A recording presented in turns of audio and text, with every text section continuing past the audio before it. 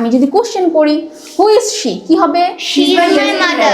আচ্ছা, যদি মাদার মা থাকে সেক্ষেত্রে শি ইজ মাই Mother. যদি আমার বেস্ট ফ্রেন্ড থাকে সেক্ষেত্রে She is my best friend. Best friend. Okay, তারপর যদি বলি তুমি কি করো, তোমার পরিচয়টা কি? হোয়াট ডু ইউ ডু, তুমি কি করছো? কি I am হবে? a student. I am student, I am Student. Student. আচ্ছা, যদি ডক্টর হয়, I am a doctor.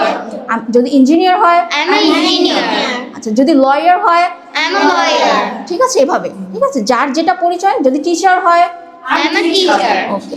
তারপর যদি বলি যে হোয়ার আর ইউ গোয়িং, তুমি এখন কোথায় যাচ্ছ, তাহলে কি হবে? I am going to the park. I am going, To the park. আমি এখন স্কুলে যাচ্ছি। I am going to the school. আমি এখন শপিং মলে যাচ্ছি। I am going to the shopping mall. আমি এখন মাদ্রাসায় যাচ্ছি। I am going to the madrasa. আচ্ছা, এখন যদি বলি দে আর হোয়ার আর দে গোয়িং, তারা কোথায় যাচ্ছে?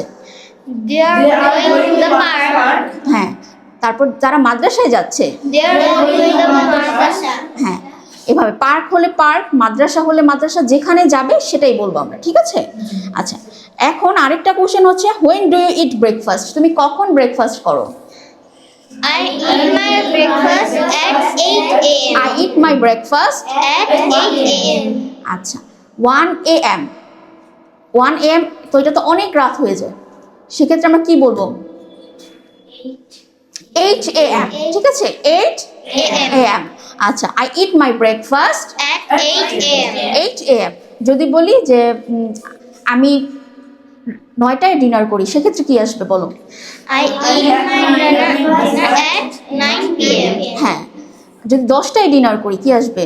I eat my dinner at 10 p.m. আচ্ছা, এখন আসলো ব্রেকফাস্টের কথা বা ডিনারের কথা। যদি বলি সন্ধ্যায় আমি স্ন্যাক্স খাই, অনেক সময় হয় না ইভিনিং আমি স্ন্যাক্স খাই, তাহলে কি বলবো যে when do you eat snacks, তখন কি বলতে পারি?